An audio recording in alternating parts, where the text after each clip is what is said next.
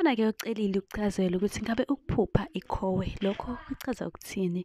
Kodwa-ke mlaleli, engicela ukwenza ukuthi nje ushaya subscribe, ucele nawe uhleli nabo lapho ukuthi-ke nabo beshaye u-subscribe ukuze bezokwazi kabanzi-ke ngamaphupho ababa nabo, ngoba ave kubalulekile-ke ukuwahlonipha nokulandela amaphupho, ngoba abaphansi bayacasuka-ke uma ungayenzi-ke into eshiwo yiwo lawo maphupho.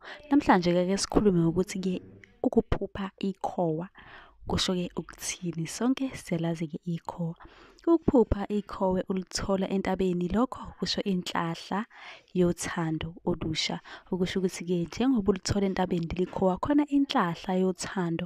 Kungenzeka ukuthi lo omfunayo noma ngithi omshelayo uzokuqoma, uzothola nje inhlahla yothando noma uzothola isithandwa esisha uma ungumuntu wesifazane noma wesilisa.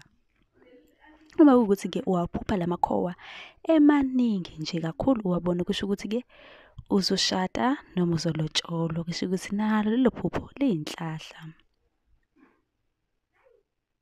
Mlaleli, uma ukuthi-ke khona-ke nawe iphupho ofisa sikuchazele kabanzi-ke ngalo, ungabhala nje ku-comment section. Ngizobe sengibuya nevidiyo ngikuchazele ukuthi lelo phupho lichaza ukuthini. Nisale kahle emakhaya.